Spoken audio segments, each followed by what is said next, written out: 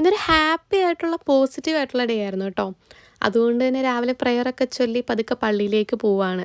പള്ളിയിലേക്ക് പോയി കഴിഞ്ഞാൽ സാധാരണ ഞാൻ ഇടയിൽ പോയിട്ട് വേണ്ട സാധനങ്ങൾ വാങ്ങി വരാറാണ് പതിവ്. അതേപോലെ തന്നെ ഇന്നും പോയിട്ടുണ്ടായിരുന്നു.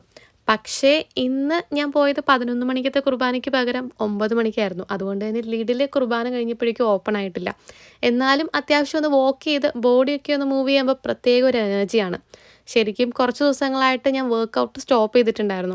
അതുകൊണ്ട് തന്നെ എൻ്റെ ബോഡി മൂവ്മെൻറ്റ് വളരെ റെസ്ട്രിക്റ്റഡ് ആയിരുന്നു. ഞാൻ സ്വന്തമായിട്ട് കുറച്ച് കാരണങ്ങൾ കൊണ്ട് റെസ്റ്റ് എടുത്തതാണ്.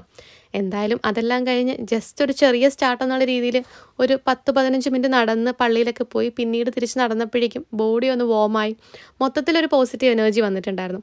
അതുകൊണ്ട് തന്നെ അതേ എനർജിയോടുകൂടി തന്നെ ഇന്ന് രാവിലത്തെ മോർണിംഗ് ക്ലാസ്സും എടുത്തിട്ടുണ്ടായിരുന്നു. എസ്പെഷ്യലി ക്ലാസ് എടുക്കുന്ന ദിവസം എനിക്ക് എന്തൊക്കെയോ ചെയ്തു എന്നുള്ളൊരു ഫീലിംഗ് ആണ്.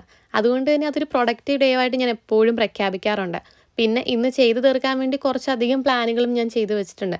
ശരിക്കും ഒന്ന് ഡൗൺ ആവുന്ന സമയത്താണ് എൻ്റെ മൈൻഡ് ഫുള്ളൊന്ന് ക്ലിയർ ആയിട്ട് പുതിയ പ്ലാനുകളിലേക്ക് പോകുന്നത്. അങ്ങനെ ഒരുപാട് പ്ലാനുകളും സ്വപ്നങ്ങളുമായിട്ട് ലൈഫ് പോസിറ്റീവായിട്ട് തന്നെ മുന്നോട്ട്